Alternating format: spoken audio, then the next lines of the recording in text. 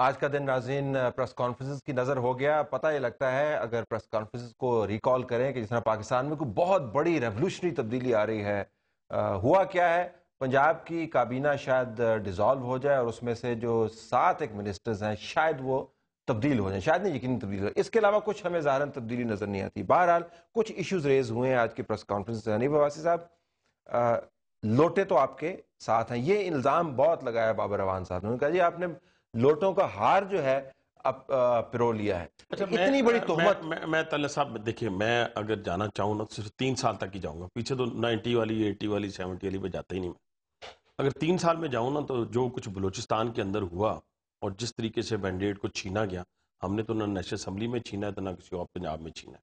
جو مینڈیٹ ہمارا ہے ہم اس کو لے کے بیٹھے ہوئے ہیں, اور جو لوگوں کے بارے میں آپ ذکر کر رہے ہیں پی ایم ایل کیو جو یس بلوچستان کے اندر ساری کی ساری ٹھیک ہے. میں کہتا ہوں کہ وہ بھی قوم کو یاد ہے, لیکن ہم نے تو یہ کام نہیں کیا. ہم نے اس لیے نہیں کیا کہ آپ ایک گروپ کی بات کر رہے ہیں.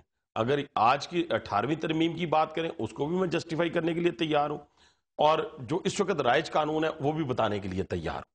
اس کے تحت ان کا ایک پارلیمانی جو ہے وہ ایک لیڈر ہوگا پارلیمانی گروپ کا, اور وہ جو فیصلہ کرے گا, اگر حکومت کے ساتھ بیٹھے گا تو ویل اینڈ گڈ, اگر نہیں بیٹھے گا تو کسی جگہ اور چلا جائے گا.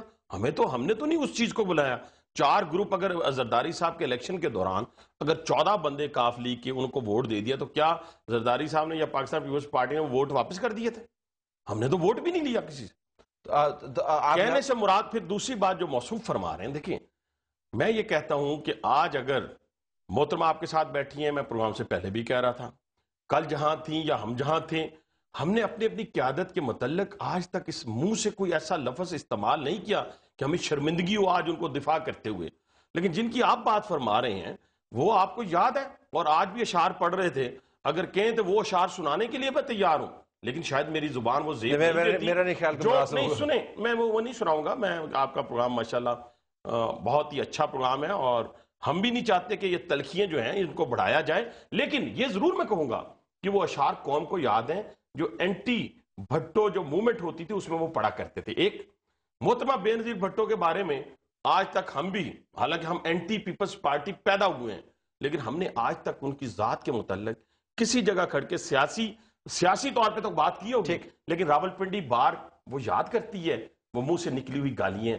تو میرا خیال ہے کہ ان کو ذرا احتیاط سے کام لینا چاہیے, اور اس تلخیوں کو نہیں, رضا ربانی کو ضرور دیکھے. ٹھیک ہے, جو رضا ربانی نے کیا وہ اس کا حق تھا. ٹھیک ہے, اس کی پارٹی کا اپنی پارٹی کو ڈیفینڈ کرنا. فیڈرل منسٹر آف انفارمیشن کے پاس آپ یہ بتائیے گا کہ یہ تلخی جو ہے اس کو روکنے کا اب کوئی انتظام نہیں ہے. پہلے جو تھوڑا سا لحاظ جس کو ہم کہتے ہیں, اور لحاظ کیا تھا کہ کمیٹی بنی ہوئی ہے, آپ اس میں بات کر رہے ہیں, چلیں ڈیڈ لائن کے اندر ہی بات کر رہے ہیں, پنجاب میں چلیں منسٹرز ہیں ہم سے ناخوش ہیں لیکن اکٹھے بیٹھ. آج کی آپ سمجھے سیپریشن کے بعد وہ لحاظ بھی ختم ہو گیا. اب آپ بند نہیں باندھ سکتے, بات ہوگی دونوں طرف سے, آگے تک جائے گی, تلخی بڑھے گی, تو پھر حالات تو خراب ہو گئے نا.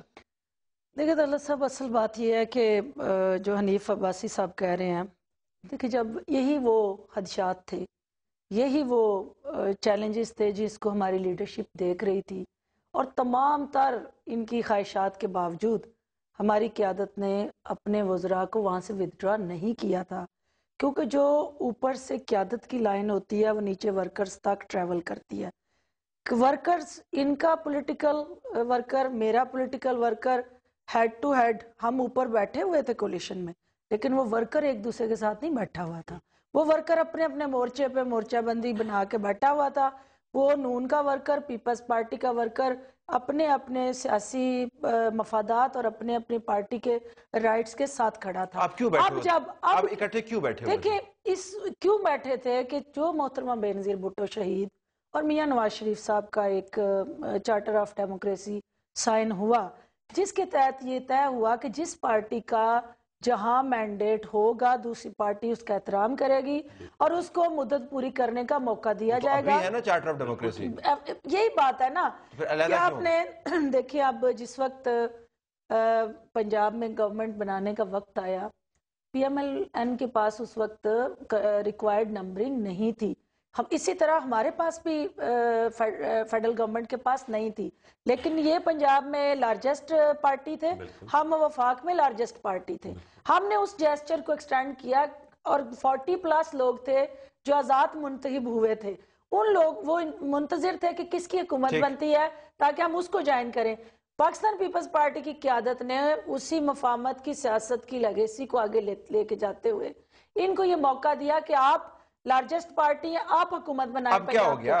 اب دیکھیں یہی کویسچن ہے کہ جب آپ نے ایک پولیٹیکل ریکنسلیشن کی سیاست کو شروع کیا, اس کے اندر آپ نے اب جو ایک نیا ابہام, دیکھیں ہمیں اس سے علیحدہ ہوتے یا اپوزیشن میں بیٹھتے کوئی پرابلم نہیں ہے, اور نہ اقتدار میں رہنا ہمارا ایجنڈا رہا ہے اور نہ ہمارا انسینٹیو ہے. بیسک چیز یہ ہے کہ آپ نے اس کے پیرالل جو کاؤنٹر سٹریٹجی اختیار کی, وہ سٹریٹجی میں اگر وہ ہمارے بھائی بہت افیکٹو پارلیمنٹیرین ہیں جو پی ایم ایل کیو کے ٹکٹ سلیکٹ ہوئے ہیں, وہ بہت لازم و ملزوم ہے پی ایم ایل این کے لیے, تو جو آپ کی ہائی مورل گراؤنڈز ہیں میاں صاحب کی, ان کو دیکھتے ہوئے ان کو کہنا چاہیے تھا کہ آپ ریزائن کر دیں اور دوبارہ سلیکٹ ہو کے آ جائیں. They should be part of their party. Who can deny their importance? I have to go to a news break. لیکن سوال یہاں پر بہت بڑا ہے. یہ تو پی ایم ایل کیو کا معاملہ ہے نا, اگر کوئی معاملہ ہے تو آپ تو پیپلز پارٹی کی نمائندہ ہیں, آپ یہ معاملہ کیوں اٹھا رہے ہیں؟ I'll just leave you with a question اور اس کے بعد پھر بلوچستان پہ مزید بات کریں گے. ناظرین, ہائی مورل گراؤنڈ ایک ایسی سیاست کے اندر جہاں پر مورل گراؤنڈ ہمیں عموماً نظر نہیں آتی, اس کے اوپر ہم بات کریں گے. آپ ذرا خبریں دیکھیں.